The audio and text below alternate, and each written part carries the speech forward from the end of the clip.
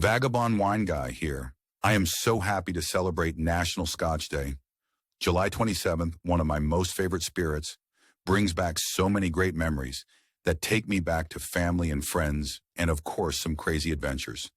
So let's raise a glass to friends, family, and more adventures. National Scotch Day, July 27th, by Vagabond WineGuy. Every year on July 27th, we celebrate National Scotch Day and take a moment to appreciate the world's finest whiskey.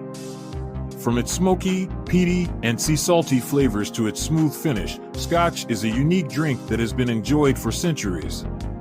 Today, we celebrate Scotch in all its forms, from single malt to blended, to the Highlands and Isles of Scotland. So, let's raise a glass and toast to National Scotch Day. Since Scotch is protected by law, specific guidelines must be followed when making it to be labeled as Scotch. Otherwise, it may be an ordinary whiskey, or whiskey if it's made in the United States. First and foremost, Scotch must be made in Scotland. Another requirement includes the grain used in the fermentation process. For Scotch, only malted barley may be used. The Scotch must also be aged in oak barrels for at least 3 years and have an ABV of less than 94.8%. While most Scotch is made with barley, water, and yeast, other grains can be included, but no fermentation additives, per law. History. National Scotch Day. The Babylonians of Mesopotamia were likely the first people to distill alcohol in the 2nd millennium BC. At the time, it is likely that various perfumes and aromatics were most often distilled.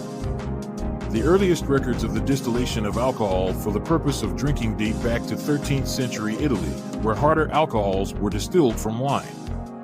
Soon, the practice of distillation use spread through medieval monasteries and was used largely for medicinal purposes, such as the treatment of smallpox and other illnesses. Distillation spread to today's Great Britain in the 15th century, and the first evidence of whiskey production in Scotland comes from an entry in the Exchequer Rolls for 1494, where malt is sent to Friar John Cor, by order of the king, to make aquavit, enough to make about 500 bottles. Whiskey production later moved out of a monastic setting and into personal homes and farms when King Henry VIII of England dissolved all the monasteries in his country due to his feud with the Pope, causing the monks to find a way to earn a living for themselves. However, the distillation process in those days was much more basic than it is today, and the whiskey itself was not allowed to age, meaning it must have tasted much more raw than it does today. Nowadays, there are 134 Scotch whiskey distillers operating inside the borders of Scotland, many of them inside legendary buildings that have been in operation for centuries.